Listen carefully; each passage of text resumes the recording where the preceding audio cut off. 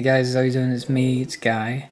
Thank you so much for tuning into this video. Thank you for watching the other videos if you have. If you're new to guitar and you just want to learn, if you want to start fresh, I'll leave this link up top and you can start there and then progress onwards. If you're just past beginner, I'll leave up a video about sevenths that I've done as well and how to find the relative major, relative minor. But this video is about ninths, and ninths are awesome because they're so great and they're kind of like jazz hand type feel to them, so let's get into them. As I said in the previous video about sevens, you've got major, minor, and dominant sevens. It's pretty much the same as the sevens. With ninths though, you're just adding on a ninth to your seven. The nine doesn't flatten or sharpen, you're just adding that ninth of the harmonic major scale in. So you've got your major ninth is your 1, 3, 5, which is your major triad, then your seventh, then you're adding your 9 onto it. That's your major ninth.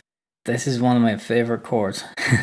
This is a C major 9. So you got C, G, and then you got B, which is your 7th, and then you got D, which is your 9th, or your second, but in another octave. What I mean by 9th is you're basically taking that 7-note pattern of the major scale and then moving it up an octave. So 1 becomes 8, pretty much. It's just a second of a higher octave. So to show you how a major 9th is played is like this.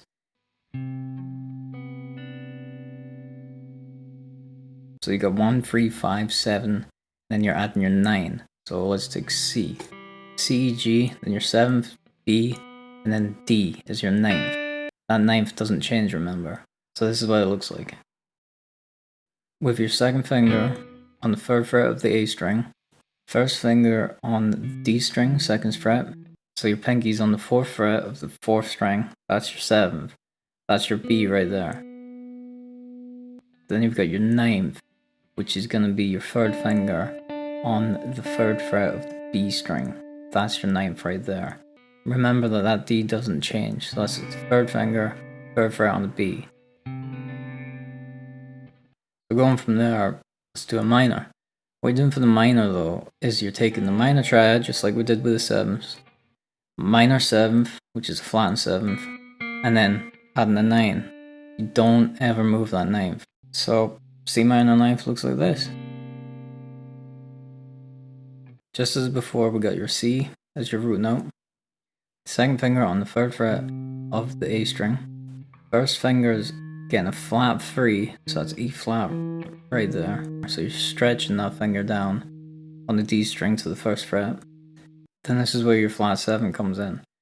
You're going to take the 4th fret of the G and flatten it. So you're going to get the 3rd fret of the G.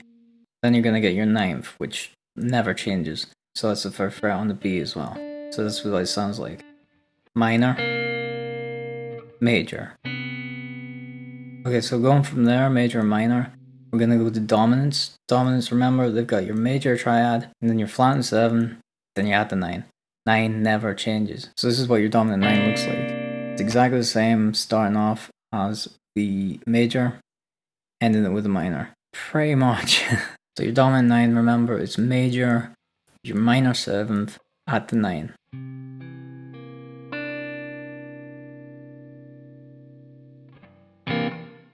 You've got your root note, which you're playing with your 2nd finger, just like the major, on the 3rd fret of the A. First finger is on the 2nd fret of the D string. Then you're going to play that flattened 7 from the minor, which is going to be your B flat, which is here on the 3rd fret of the G. And then you're going to play that D on the 3rd fret of the B, which is your 9th. So that's pretty much 9ths in a oneer. Like, it's kind of the same principles as 7s, you're just adding that 9. And remember that 9th never changes. So you do your major scale, in this case we've done C, because it's got no sharps or flats, just because it's easier. So remember, major is just 1, 3, 5, 7, and then 9, or 1, 3, 5, 7, 2. It's just in a different octave. Minor, 1, flattened 3, 5, flattened 7, 9. Dominant, 1, 3, 5, major, flat 7, minor, add your 9. Hopefully I can help you out, and it's a lot easier for you to understand how 9s are made. This will make your playing so versatile, and they just add such character to songs. Like, as I say, favorite chord, C major 9, love it, hands down. It just sounds so good.